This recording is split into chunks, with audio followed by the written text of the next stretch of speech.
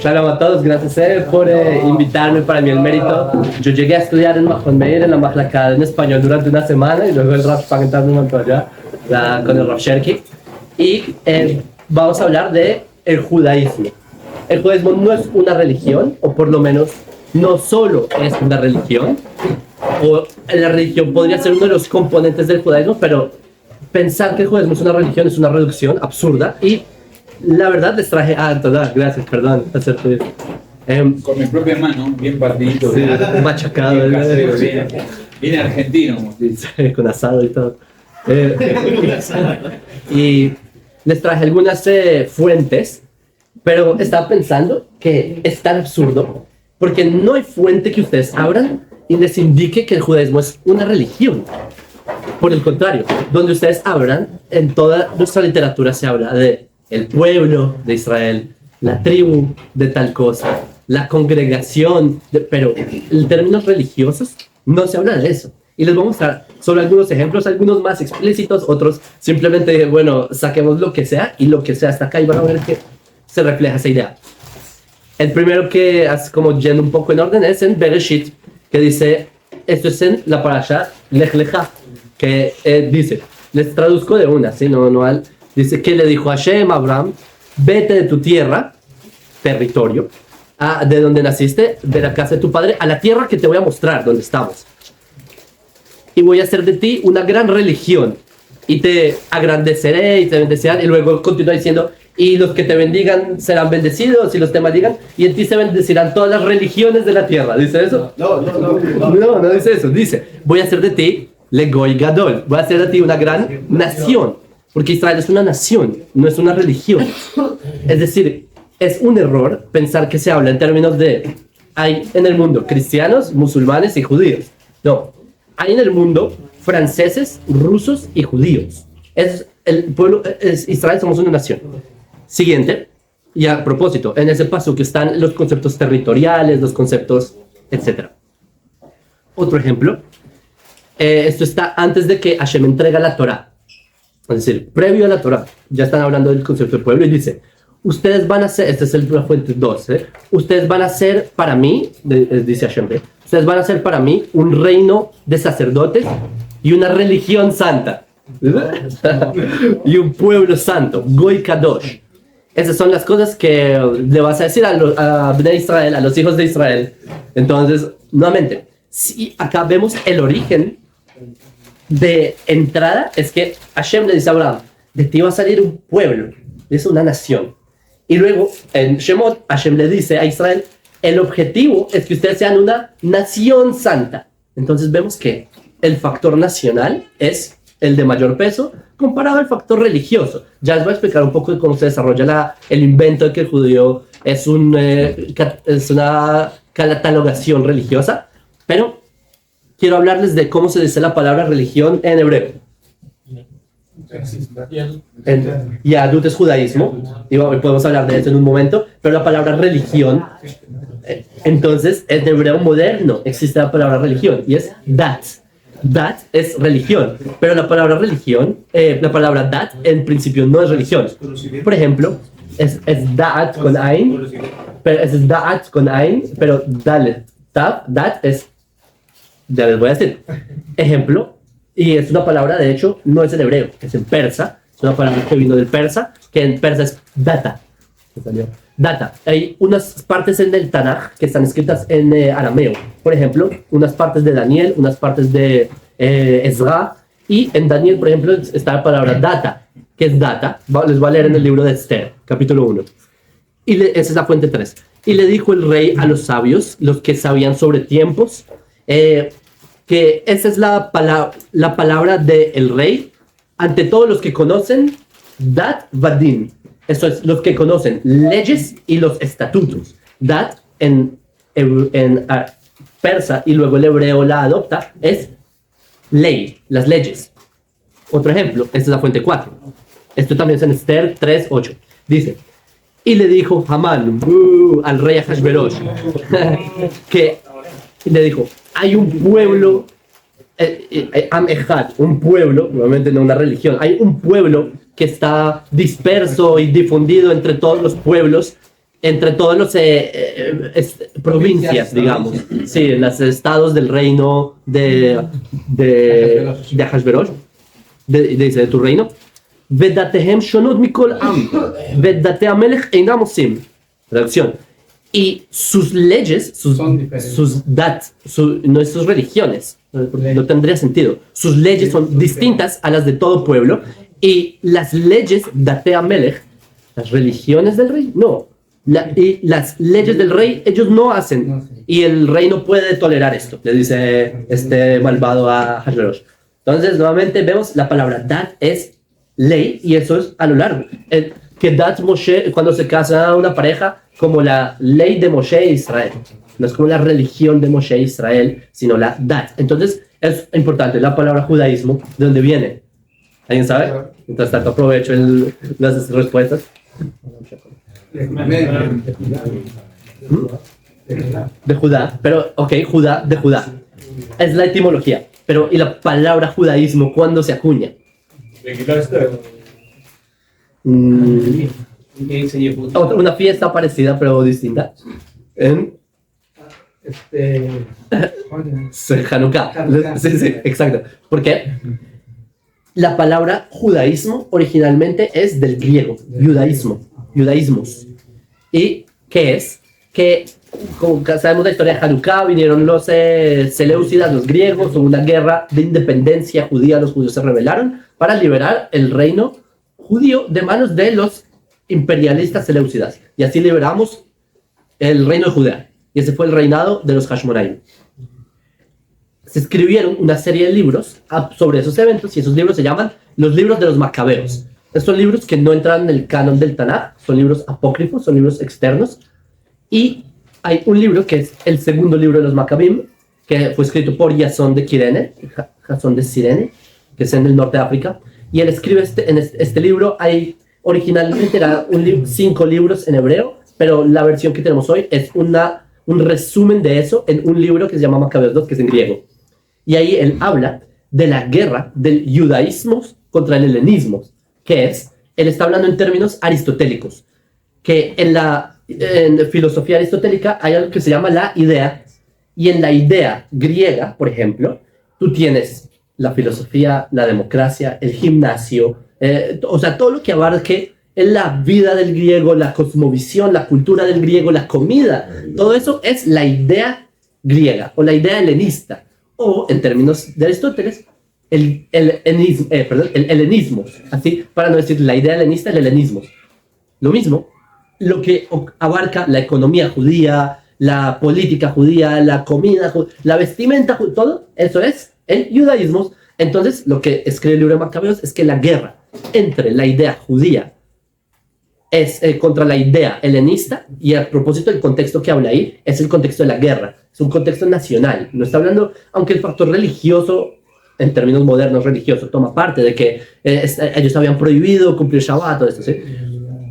Pero el contexto es un contexto de una liberación nacional. Entonces vemos que la palabra judaísmo también en su origen tampoco era así. También a propósito en el Nuevo Testamento aparece esa palabra. Pablo dice, yo superé a los de mi nación en el judaísmo. Entonces superé a los de mi nación en el judaísmo. Entonces también el contexto de este señor está en términos nacionales. ¿Ok? Siguiente fuente. Ruth. Capítulo 1 al principio.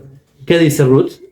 Ruth le dice a Naomi, le dice algo como, si tú te vas, yo me voy detrás de ti. Donde tú vayas, yo voy, y donde tú duermas, yo voy a dormir. Y esta es la frase. Y esta es la frase que de acá nosotros desglosamos que Ruth se convirtió. ¿Cuál es la frase de que Ruth se convirtió al judaísmo, entre comillas? Amej a mí ve Elohaich Elohai.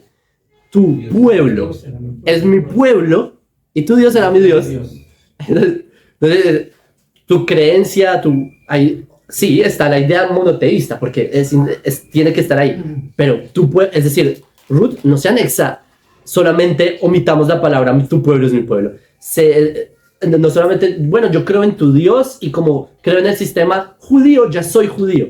No, tu pueblo se anexa al pueblo. Esa es algo muy interesante. También traje algo que recordé del Inbujeat Kufa, esa es la fuente 6. Esto es del Rav Moshe Avigdor Amiel, que fue un gran pensador del movimiento Mizrahi del siglo pasado, y dice, incluso el Mashiach nuestro, la idea del Mashiach, ni siquiera es de una geza. Geza es como una raza, digamos. Que incluso la idea del Mashiach no es de una raza judía pura, sino que viene de una conversa. Incluso cuando pensamos, porque uno puede decir, no, pues si los judíos son un pueblo, ¿por qué no todos somos del mismo color y sabor? Y uno sale a la calle, hay judíos de Etiopía, hay judíos de Polonia y todos son distintos. ¿Por qué? Porque no somos una raza, somos un pueblo y es diferente. Es diferente. Exacto, un pueblo es distinto a una raza. Los judíos somos un pueblo, no una raza. Y incluso, y es lo loco, por ejemplo, usted sabe, en el Holocausto, la gran excusa para acabar con el pueblo judío en la Alemania nazi, ¿cuál era? Que los judíos no somos europeos. Y es chistoso porque en la actualidad, ¿cuál es la acusación? Que Israel son un grupo de sionistas europeos colonialistas que están invadiendo. Bro, en Europa estaban acabando con judíos en campos de exterminio por no ser europeos, porque eran considerados otro pueblo. Por ejemplo, ustedes sabían que hasta Napoleón fue un emperador, se coronó, de Europa, que conquistó la mayoría de toda Europa. Antes de Napoleón, a los judíos se les consideraba los refugiados de Judea en Francia. Ese era el título. Y ellos estaban como bajo la protección del rey de Francia durante siglos. Entonces cuando decían, no, estos son los del protectorado de Judea, los dispersos de Judea. Entonces era otro pueblo ahí metido, hasta que llega Napoleón en la modernidad y dice, no, bueno, vamos a hacer nuestra nueva ilustración, los derechos del ciudadano, y ahora no hay judíos que son de otro pueblo, ni hay franceses, todos son franceses, la ciudadanía francesa, pero unos tienen la creencia judía. Y así, y de hecho Napoleón, este fue un tema muy dramático, Napoleón reúne a un grupo de sabios de Israel, y esto lo llamó el Gran Sanedrín, o el Sanedrín de Napoleón, y los reúne y les hace preguntas. Por ejemplo, ¿puede un judío casarse con una no judía, o un judío puede casarse bajo la ley civil francesa? O sea, como que tratan de hacer que el judío sea considerado un ciudadano francés. Y lo que hace Napoleón es que él rompe las paredes de los guetos judíos. Y así los judíos se comienzan a integrar en la sociedad de forma civil. Esa es la primera vez que vemos en Europa que el judío se vuelve algo que no es parte de otro pueblo. Como que lo meten en el pueblo, y hasta la modernidad, porque la ilustración es lo que más tomó peso, o sea, los derechos humanos y todo este movimiento tomó mucho peso en Occidente. Entonces el judío, por eso en Occidente, es considerado como alguien del pueblo, del mismo pueblo, pero que tiene otra religión. Entonces esto empieza a partir del siglo XVII en adelante. Les doy otro caso. ¿Coincide con el nacimiento del movimiento jasídico, la ilustración más o menos son contemporáneas? Sí, coincide. Y otro ejemplo, por ejemplo, es en Alemania. También el movimiento empezó un poco antes en Alemania, y llega pensadores, uno que era Rabbi Moshe Mendelssohn, que él dice, a ver, hay que integrarse en la sociedad europea, porque miren, están las universidades, y los judíos, que somos un pueblo de sabios, no podemos no estar integrados. Pero ¿qué pasa? Que los alemanes no querían a los judíos meterse en unas universidades. Obviamente no. Entonces, ¿qué hace Mendelssohn? Hace un libro que se llama Jerusalén, y él ahí desarrolla filosóficamente. Y a propósito, Moshe Mendelssohn fue un muy, muy gran filósofo. Para que se den una idea, hubo un concurso en Alemania en donde participó Immanuel Kant. ¿Saben quién quedó en segundo lugar en ese concurso de filosofía en Alemania? ¿De quién se lo ganó en segundo lugar? Immanuel Kant. El primer lugar se lo ganó Moshe Mendelssohn. Estamos hablando de otro nivel. Mendelssohn escribe ¿qué se dice en español? Una forma lógica de explicar por qué el judío puede ser alemán, pero a la vez mantener su judaísmo. Y Mendelssohn es el que mete la idea de que que el judaísmo puede ser tratado como una religión, y por eso el judío puede ser aceptado como un ciudadano alemán. Y es a partir de aquí que eso es lo que tiene la influencia en la Francia napoleónica y el imperio, y así el judío se vuelve como se vuelve.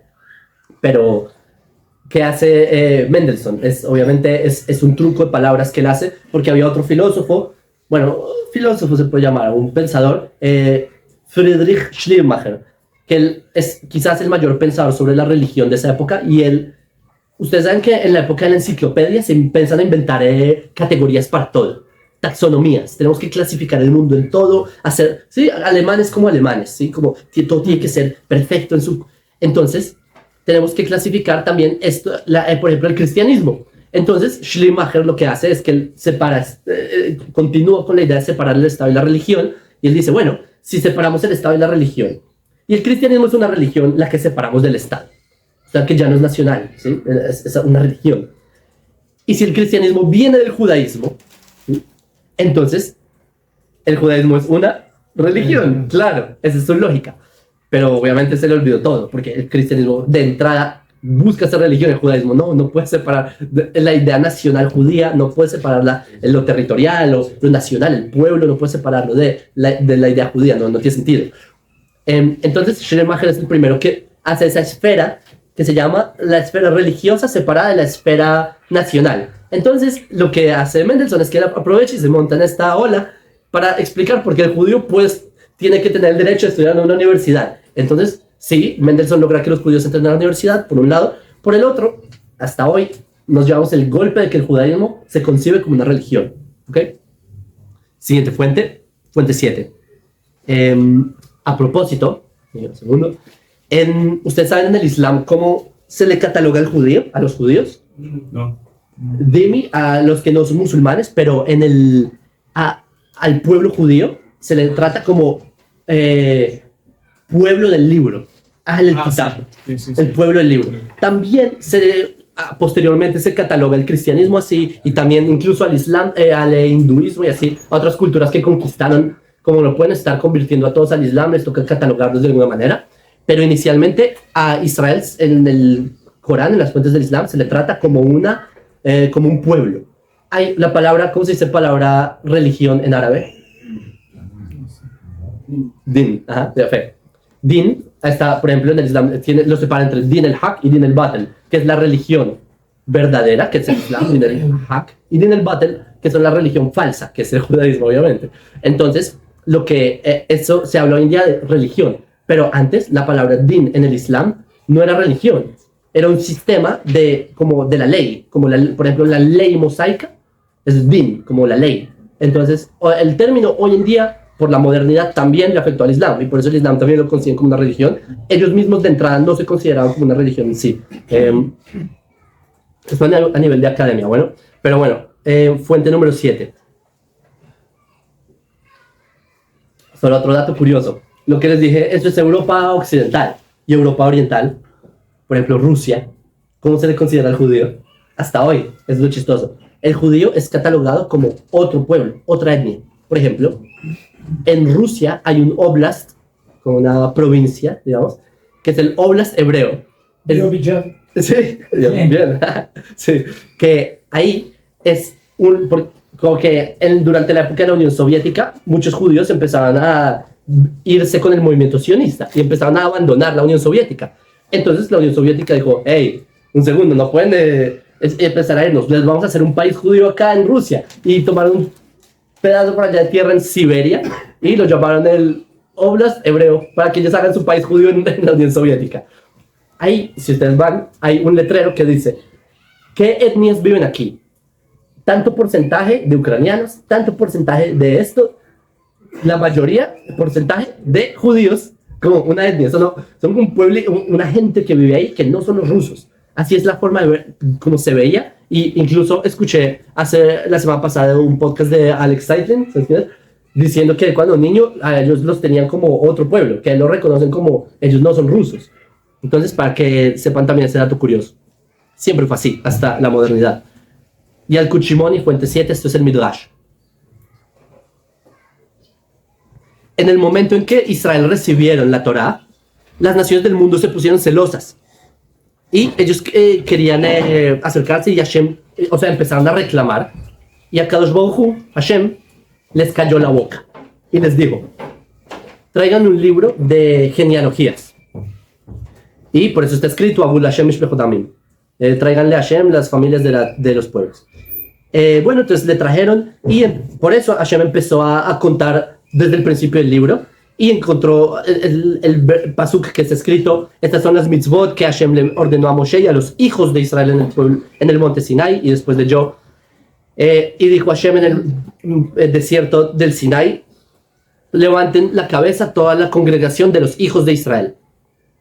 Y como termina el Midrash, que Israel no tuvieron el mérito de recibir la Torah, solamente tuvieron el mérito por sus genealogías la recibieron. ¿Qué significa? Que la Torah no se la dieron a Israel por ser buenos, ni por ser los mejores. De hecho, la Torah lo dice. Yo a ustedes no les hago, esto está en Dvarim, a ustedes no les voy a dar la victoria porque son mejores que los que están en Canaán. No es por eso, sino porque tengo un pacto con Abraham y con Israel y con Jacob. Entonces, y acá dice, básicamente, corrobora el Midrash. No les doy la Torah porque ustedes se ganan los más premios Nobel y eso. No, sino porque hay un pacto con sus padres. ¿Listo?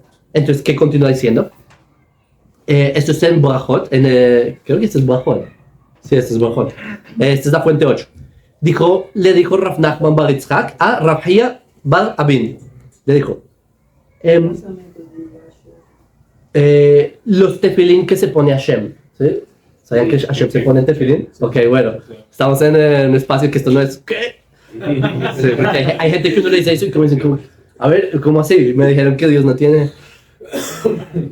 Entonces, ¿qué dicen los tefilín de Hashem? Dicen, está escrito el pasuk, Mi jamoja que amja Israel. ¿Quién es como tú? Mi jamja Israel goyhat baretz, perdón. ¿Quién es como tu pueblo Israel? Una nación en la tierra. Ese es un versículo en Shmuel Bet, y también se repite en Divrei Yamim, en Crónicas también. Está 2 veces. Y bueno, continúa diciendo, y hay toda una discusión de cuáles son los versículos que tiene Hashem en los tefilín de la cabeza, ¿sí? Y hay 4, ¿sí? 2 de esos son nacionales y 2 de esos son religiosos, ¿sí? Como de monoteísmo. Pero acá continúa y dice Hashem, dice Hashem a Israel, ustedes hacen de mí uno en el mundo y yo voy a hacer de ustedes uno en el mundo. Ustedes me hacen uno en el mundo, como está escrito, Shema Israel, Hashem Eloheinu, Hashem Echad. Entonces es como nosotros vamos a hacer eso, ¿sí? Y que Hashem va a ser uno de nosotros en este mundo, como está escrito, que Amcha Israel Goyechat Baaretz, como son una nación en la tierra. A propósito, Goyechat Baaretz, ¿qué significa? Ustedes son un pueblo en la tierra. Hay muchos mefarshim que explicaron esto. Por ejemplo, ¿cómo así que Israel no somos un pueblo? ¿Cómo así que Hashem nos va a hacer un pueblo? Entonces dicen, no, porque están los Kohanim y los Leviim y como son otro pueblo, entonces, y luego el Talmud lo refuta, no es eso. Y hay otros mefarshim que dicen, no, son por ejemplo, las personas que se unen a Israel, los conversos, como los llaman. Las personas que se unen a Israel, ellos van a ser también del pueblo de Israel. De hecho, eso dice el profeta. Y Ezequiel 37, ¿cómo termina? Ustedes saben que las tribus de Israel reciben herencia, reciben territorio. ¿Y los conversos de qué tribu son? Entonces, Ezequiel en 37, él dice, también ellos van a recibir, cuando llegue el Mashiach, y lean ustedes, los Mufashim dicen eso, cuando llega el Mashiach, cuando el Ger está en un territorio, por ejemplo, si el Ger está en Dan, él recibe la tribu de Dan, él se vuelve de Dan, y así sucesivamente. Entonces, Goyechat Baaretz, entonces Hashem hace también uno Israel. Y nuevamente, estamos hablando de términos nacionales, términos territoriales, términos... No es una religión, ¿sí? Nuevamente, siguiente fuente. Fuente 9, un pasuk conocido, Shema Israel, Hashem Eloheinu, Hashem Echad. Rashi, fuente 10, ¿qué dice Rashi? Hashem Eloheinu, Hashem Echad. Y que Dios es nuestro Dios, Dios es uno. ¿Qué dice Rashi? Hashem, que es nuestro Dios, y por eso es el Dios de Israel. No es el Dios del monoteísmo, es el Dios de Israel. Y por eso Rashi dice, en este momento, Dios es nuestro, Velo Elohim, y no es el Dios de las naciones. En el futuro, Él va a ser un Dios, como está escrito, voy a volver su...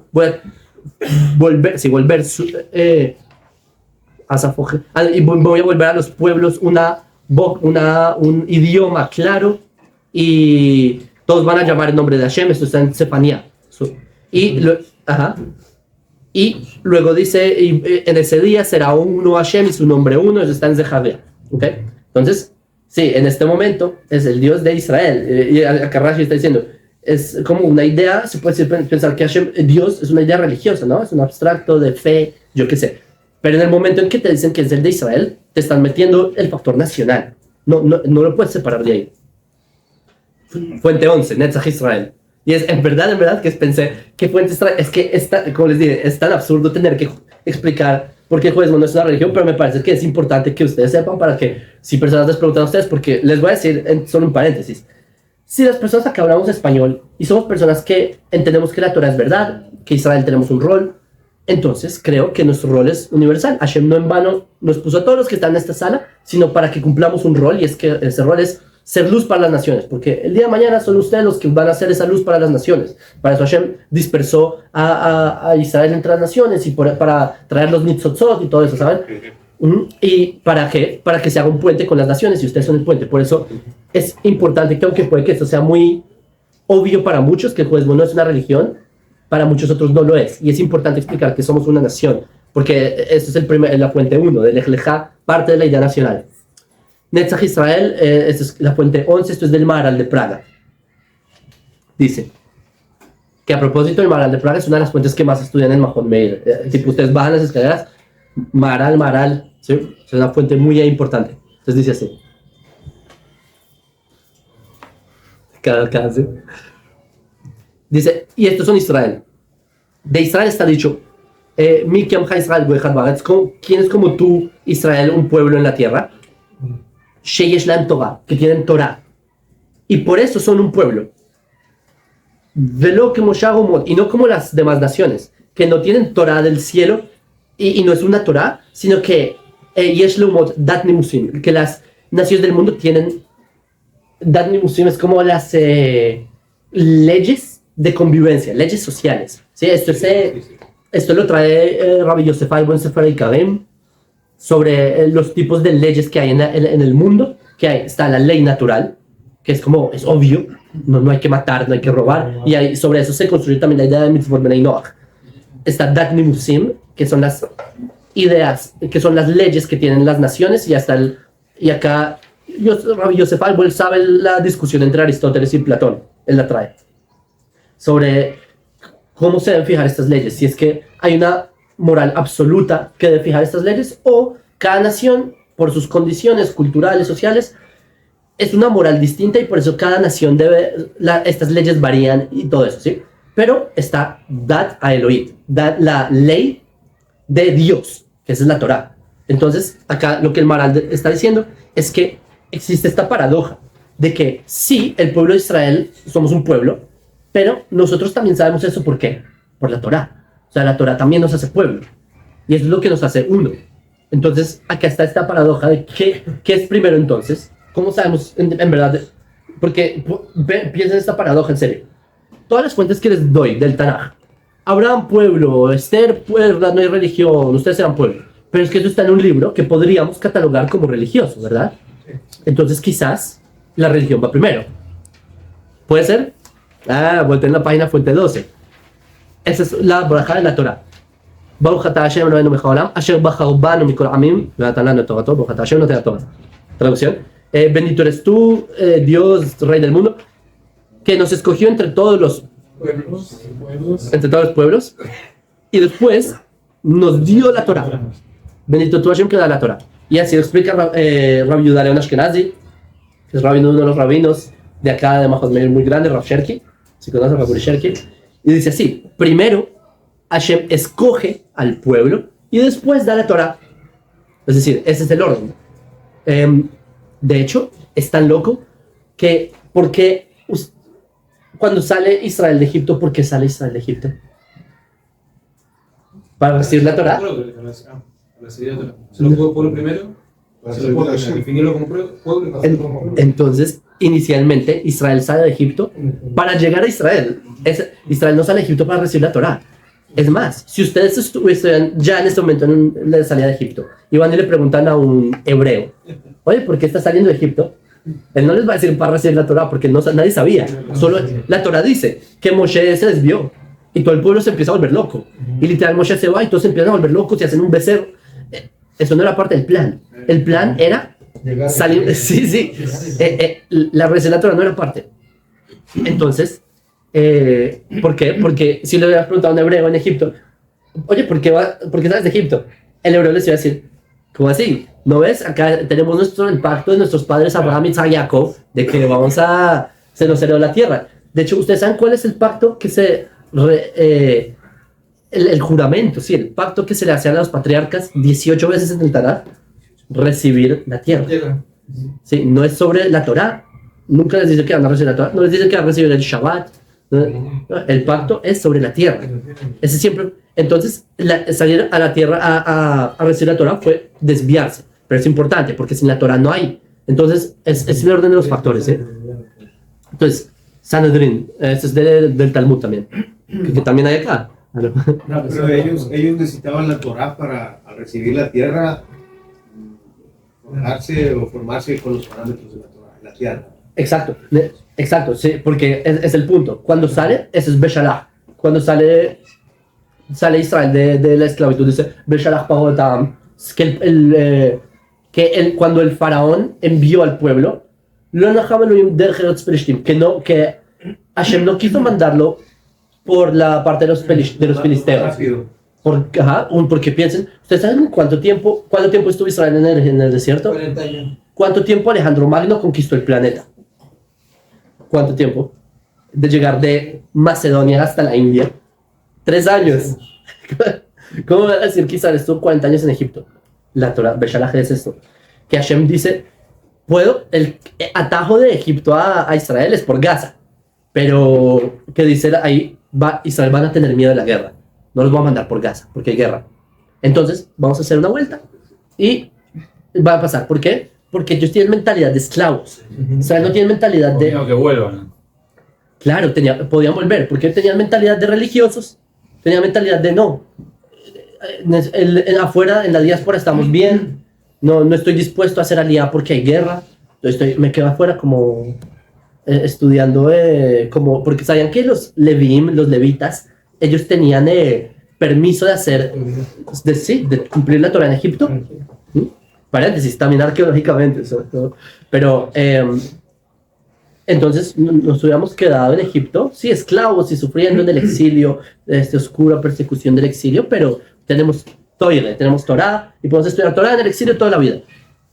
Pero Hashem dice, no, si tienen mentalidad de esclavos, prefiero hacer una vuelta, que reciban la Torah. ¿Para qué? Para refinar y entender que el punto es llegar a la tierra de Israel, incluso cuando les va a tocar hacer guerra con Yoshua, porque van a entrar a hacer guerra y es inevitable para la liberación de Israel. Por eso es que la Torah fue necesaria para cumplir el objetivo de tener la tierra de Israel. De hecho, así empieza el libro Ogot del Rav Kook. Empieza justamente con ese punto, que la tierra de Israel no es hay gente que cree que tenemos que vivir en Israel para cumplir las mitzvot que tienen que ver con la tierra de Israel. Por ejemplo, hay mitzvot que no se pueden hacer afuera de Israel, como por ejemplo lo que tiene que ver con agricultura, ¿sí? Entonces, todo esto. Entonces dice, no, vivamos en Israel para poder cumplir las mitzvot de la tierra de Israel. Rav Kook llega, no es por eso. De por sí, llegar a Israel, ese es el objetivo. Ese ya es el objetivo. Lo demás son cosas que se hacen cuando estás en Israel. Entonces, fuente número 13. Hatá Israel, hablando de Josué, de Yehoshua. Yehoshua, capítulo 7, hay un evento en donde Achan se roba, como que ellos conquistan la ciudad y Yehoshua les dice, no tomen nada del botín, porque todo va a ser para el Mishkan. Entonces dice, bueno, ¿y qué pasa? Que Achan se roba algo. Entonces es el capítulo 7 de Yoshua y el Talmud empieza a analizar este capítulo. Hatá Israel pecó. Y dice, dijo Rabbi Abba bar Zabda, a pesar de que pecó Israel es él. Y dijo Rabbi Abba, por ejemplo, como dice el dicho, Asá decae, asá es como un tipo de planta, como, no sé si es un mirto, es como una planta morada, ¿sí? Porque el mirto hoy en día es el hadas, pero es como una planta, como una flor.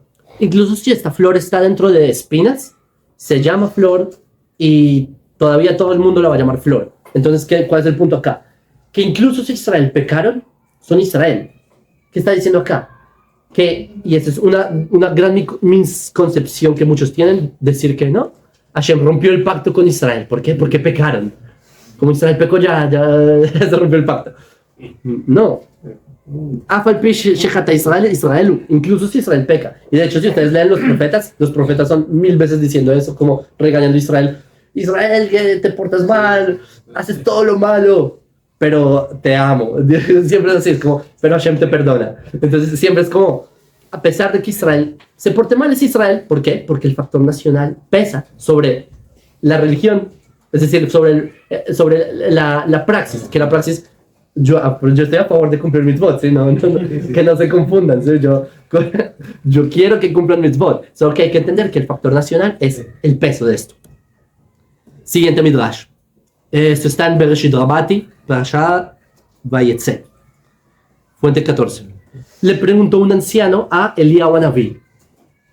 Le dijo, hay 2 cosas en mi corazón que yo los amo con un amor completo, y son la Torá e Israel.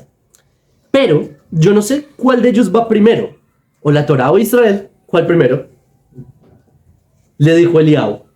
Ya saben la respuesta de acuerdo al hilo de ideas que voy diciendo, ¿no? Le dice Eliyahu, las personas, los seres humanos, por lo general, van a decir que la Torah es primero, porque está escrito, Hashem Kanani Reshit Darko. Esto es un versículo en Mishlei, que Hashem me compró antes de su camino.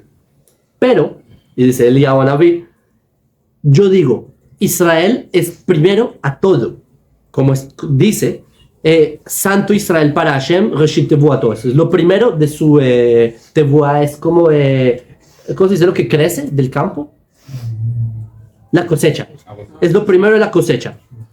Y luego continúa diciendo, y la cosecha es la Torah, como está escrito, no sé, como si bien sabes el Midrash.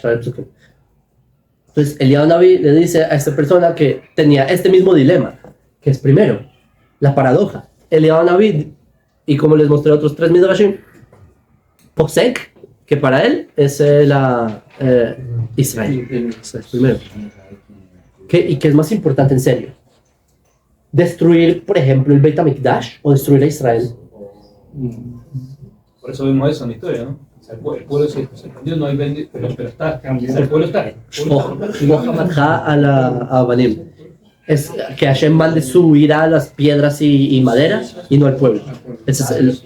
Así, o sea, de ese nivel estamos hablando. O sea, el Beit HaMikdash. Si ustedes resumen el Tanaj, él empieza así: Hashem creó el mundo para que elegir a Abraham, y de Abraham que salga Israel, y que Israel entre a la tierra de Israel y construya el Beit HaMikdash, y luego será destruido, y luego los profetas profetizaron de que será reconstruido. En resumen, Hashem creó el mundo para que haya un Beit HaMikdash. Es el resumen del Tanaj. ¿Qué significa? Que si Hashem dice que es mejor, o nuestros sabios, que es mejor destruir el Beit HaMikdash para que haya Israel, es porque Israel es el factor nacional, importa. Al parecer tiene un peso que lo que uno diría religión es muy importante. Nuevamente no me confundan, no es el punto del shiur decir que no cumpla mitzvot, porque hay que cumplir, pero se entendió. Les traigo una fuente menos conocida, y esta le va a gustar a mi hermano, la fuente 15. Hay un sidur, y estábamos hablando de la Genizá del Cairo hace un momento. ¿Saben qué es la Genizá del Cairo? Bueno, uno no puede destruir objetos judíos, hay que ponerlos en la Genizá. Hoy en día se entierran, pero en antaño, por ejemplo, en Egipto, hay una sinagoga que es la sinagoga más antigua de la región y del mundo, me parece, si no me equivoco, que es la sinagoga Ben Ezra, que está en el Cairo. Y ahí la Genizá no la enterraban, sino que es como un huequito en la pared, y cada vez que querían lanzar algo a la Genizá, lo lanzaban y listo. Adentro era como un espacio, como un cuarto.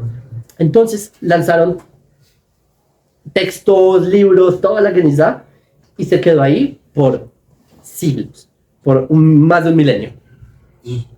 Y en el final del siglo XIX, alguien lo encuentra, y así es como empiezan a llegar fuentes acá, y el profesor Solomon Schechter empieza a descifrar, y tenemos textos de puño y letra de Rambam, puño y letra de los Geonim, tipo cartas, como se escribían cosas y todo.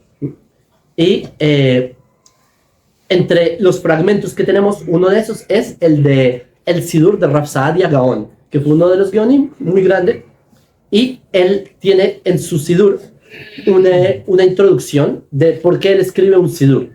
Porque ustedes saben, el Sidur que tenemos hoy en día ha pasado sus transformaciones por las liturgias en donde el pueblo judío hemos estado y todo eso, pero hay una fase previa al Sidur, que es el Sidur de Rav Saadia Gaon. Hay otro que es el Sidur de Rav Amram Gaon. Pero Rav Saadia empieza explicando en la introducción por qué escribo este Sidur. Y empieza diciendo, porque hay gente que hace variaciones y no es así, pero empieza diciendo, miren, los rezos y las bendiciones están basadas en lo que recibimos de la tradición de los profetas de Hashem. Y hay dos órdenes del Sidur. Uno para el tiempo de la Melujá, uno para el tiempo del reinado, y otro para el tiempo del exilio. Y no les puse el resto, pero dice, en este momento está el Sidur que les estoy haciendo es para el tiempo del exilio, porque estamos en el exilio.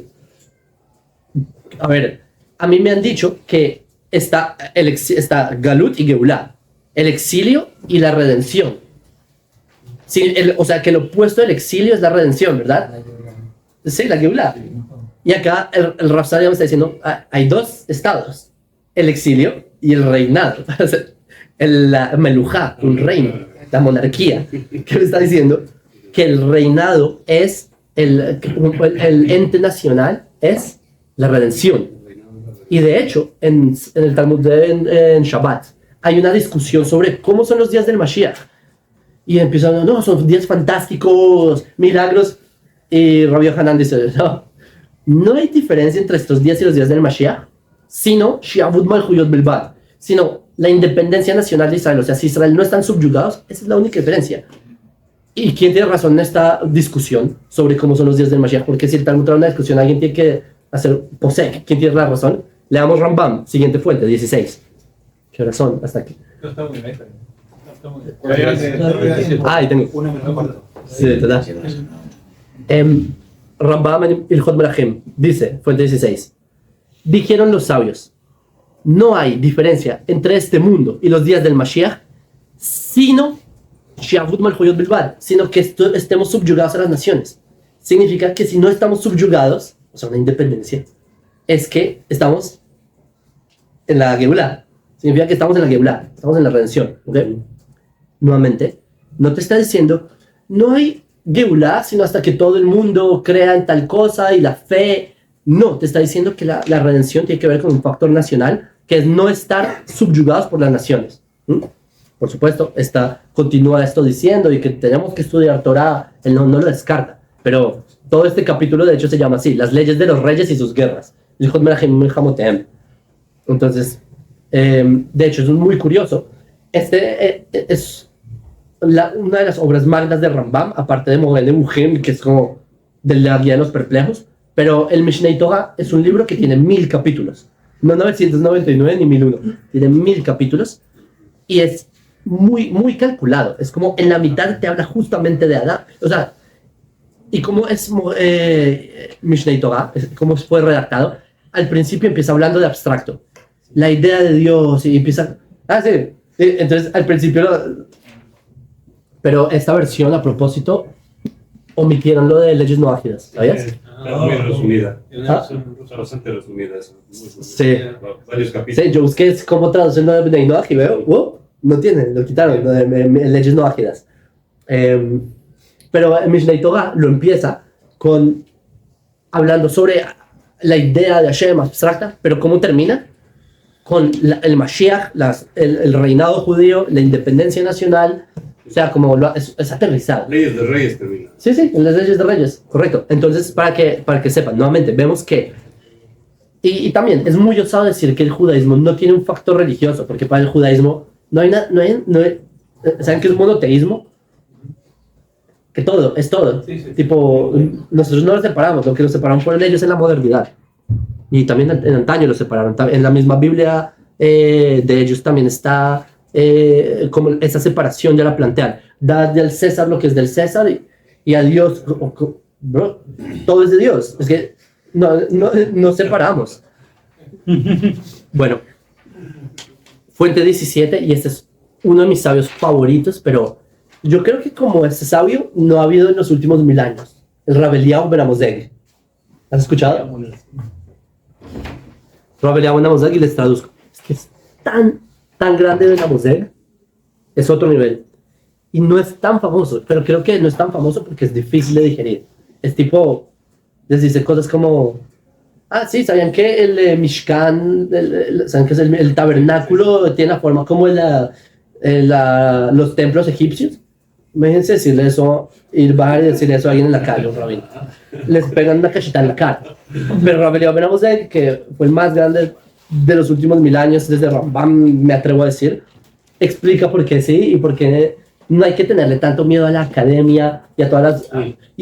yo soy parte del equipo de investigadores en Israel, ¿sí? Soy como dato curioso y estoy haciendo una maestría y todo eso, pero en la academia se dicen muchas insensateces y por eso Rav Eliyahu ben Amozeg dice, no tengan miedo, la verdad está en la Torá y podemos explicar todo, solo apliquen porque no son mundos que chocan.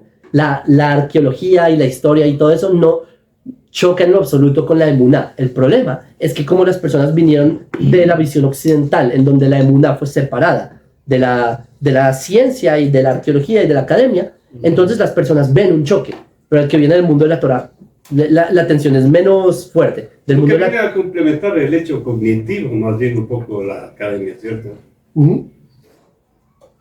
La academia, para mí, sí, yo lo veo como... ¿Qué analogía? Pues el doctor te dice que tienes la enfermedad, pero y te receta la medicina. Y tú vas al farmacéutico y le dices, oye, dame unas aspirina. Entonces, tú tomas aspirina, imagínate que llegue alguien, ¿acaso tú no sabes que la aspirina está compuesta de molécula tal y tal? Y te empieza a desglosar químicamente. O sea, es interesante el dato curioso de que está hecha la aspirina, arqueológicamente, o cómo fue redactada la aspirina, o si existió el personaje Aspirinus, o todo. Es muy interesante, pero la pregunta es si la aspirina me va a curar o no. O sea, pero si no tienes el conocimiento de cómo está hecha la aspirina, tampoco puedes hacer una aspirina. Entonces, también, no hay que separar, no es que uno destruya lo otro, ¿sí? Por lo menos yo lo veo así, ¿sí? En el poco conocimiento que tengo de estos temas. Zichron Teruah. Aquí está Rav Eliyahu ben Amozeg en su libro Em la Mikra, una obra fantástica, en Vaikra 23-24. Está hablando de memoria, como recuerdos, Zichron. Teruah es como ruido, como hacer ruido, bien sea porque estás feliz o porque estás triste, pero eso hace ruido. Entonces, Zichron Shel Teruah. ¿Cómo así? ¿Recordar el ruido de qué? ¿Qué estamos recordando? Entonces él dice, la creación del mundo, lo que estamos recordando. Porque en Pesaj ya está escrito que este es un día del que ustedes van a recordar. O sea, ya hay un versículo diciendo que van a recordar Pesaj. Para que recuerden la salida de Egipto. Pero entonces, dice Rav Eliyahu ben Amozeg, ¿por qué la Torah no escribe explícitamente Zichron Teruah, que sea un ruido para recordar Bereshit? Que sea recordado porque no está explícitamente escrito. Y dice, la respuesta es que todas las cosas que tienen que ver específicamente con el pueblo de Israel, como por ejemplo sus Shuvama Medini, como su estructura política o todo lo que tiene que ver con esto está en la Torá y nosotros lo aprendemos de forma oral. Porque la Torá fue escrita por el hecho de que Israel somos un pueblo y una lengua y no una fe específica. Entonces acá Rav Eliyahu ben Amozeg repite la idea de que la Torah fue entregada y todos los detalles por el hecho y los detalles específicos porque Israel específicamente somos una nación. Y piénsenlo, históricamente, ¿por qué un jaredí que se pone un shtraimel, ¿saben? Sí. ¿Por qué se lo pone? O sea, ¿de dónde sale eso? Pues porque el judío estuvo en Polonia del siglo XVII y la aristocracia polaca se ponía eso para el frío. Sí. ¿Y por qué me lo pondría en Jerusalén? Pues porque los judíos somos una cápsula del tiempo, ¿sí? Lo que sirve a lo largo del tiempo lo tomamos y lo que nos sirve lo desechamos. Y lo que sirve, y por eso hoy en día, y yo tengo un artículo de eso y es muy interesante, si ustedes quieren escuchar cómo suena un egipcio, escuchen a un judío rezar. Si ustedes quieren escuchar un cuerno de las guerras de los asirios, Rosh Hashanah, escuchen un shofar. Si ustedes quieren ver cómo hablaban en el reino de Castilla y Aragón, cómo se hablaba, vayan y escuchen a un judío hablando ladino. O sea, todo lo que hicieron los judíos a lo largo de la historia, y es la importancia de que hubo un exilio, eso se explica el Maral de Praga en Netzach Israel, es que si no hubiera habido judíos en el exilio, no habría nada que traer a la redención. Y si no hay nada que traer, no podemos hacer ese puente con las naciones. Por eso es muy importante que exista esto que nosotros traemos a las naciones, a la Adnitzotzot, como levantar las chispas. Y la última fuente de Rav Kook, por supuesto, cerrar con broche de oro, esto está en Le Malachai de otro. Dice, pero la idea divina y la idea nacional, la israelita, encajan tanto la una con la otra que cada una de ellas, la fuerza de cada una de ellas tiene la raíz en la otra. Es decir, está lo que las personas llaman la idea divina, ¿sí? Como la idea Elohim, y está la idea nacional, por ejemplo el sionismo y todo eso. Y uno diría que son separadas, y dice no, las raíces de cada una empiezan en la otra. Es decir, por ejemplo la idea nacional, el movimiento sionista, ¿en qué se fundamentan? ¿Por qué tuvo que ser Israel y no Uganda y no Argentina? ¿Sí? Que se planteó. Herzl escribe en el diario. ¿Sí? O sea, esa es una acusación chistosa que les enseño por si se les llegan a decir. Pero es que Herzl quería la Patagonia y todo, y quería hacer el Estado de Israel en Uganda. Lo que Herzl escribe en su diario es esto. Él escribe, en la Patagonia, en Argentina hay un lugar vacío, que podemos hacer un lugar temporal. ¿Hasta cuándo? Hasta que podamos llegar a Israel. Pero, pero el nombre Palestina evoca, el nombre Palestina evoca un sentimiento muy fuerte como una melancolía muy fuerte en el pueblo judío. Entonces, Herzl mismo es consciente de que Argentina es un plan temporal, pero que no es posible porque incluso pronunciar Palestina para el judío era demasiado la emoción. Eso es antes de que nos robaran la palabra Palestina, a propósito. Palestina siempre fue nuestra, ¿sí? Nosotros somos los palestinos, piénsenlo. El emperador Adriano nos volvió palestinos en el siglo II, simplemente nos raptaron el término. Entonces, incluso el movimiento sionista, Ben Gurión, él iba por la calle repartiendo libros de Tanaj, porque él entendía que en el momento en que se acaba el socialismo, porque los socialistas fueron los que hicieron en Israel, ¿sí? En el momento en que se acaba el socialismo, ¿qué queda? No es eterno. Lo único que queda es un movimiento que ha sido eterno, que es el Tanaj. Incluso en la Comisión Pil, que, bueno, había la disputa de siempre si esta tierra para los árabes o para los judíos, y los ingleses, que eran el mandato británico, que ellos regían todavía en la tierra de Israel, ellos reúnen a los representantes judíos, a los representantes árabes, y a Nashashib, y a Jalmin al-Hussein, y a todos esos. Y en un momento llega y le preguntan a David Ben Gurión, el Pil, le pregunta, Mr. Ben Gurión, señor Ben Gurión, usted sabe que para tener tierras acá en la Palestina, usted necesita un kushan. Un kushan es como un documento legal del Imperio Otomano, porque los otomanos tenían este documento, y si tú tienes un kushan, tú eres dueño de la tierra. ¿Cuál es su kushan de que usted tiene propiedad de la tierra de Israel? Y Ben Gurión, este es mi kushan, el libro de libros. Y que todos los periodistas vieron eso y salieron corriendo a los teléfonos, empezaron a llamar a sus países a decir, Ben Gurión dijo que el kushan es en la Biblia, y como que se volvieron locos por esa frase. Y entonces, sí, para que entiendan, entonces sí, la raíz de eso está en eso. Entonces dice Rav Kook, la idea nacional, de todas maneras, tiene dentro de ella la idea Elohit, la idea divina. Y la última no puede, y no puede negar, es decir, la idea divina no puede negar a la nación, porque ese es su lugar histórico en ella. Y por eso siempre va a sentir ese sentimiento nacional, incluso en su momento más bajo y más oscuro. Incluso si ven que en Tel Aviv están haciendo una marcha de esto, condenemos, sí, condenemos, whatever, o entender que también ellos son Israel. Israel, aunque pecó Israel, son Israel. Y de ahí viene la idea, y ellos son los que harán la próxima Teshuvah, y ellos son... Entonces, esa es la razón por la que el judaísmo no es una religión, sino que somos un pueblo. ¿Ok? Hasta acá.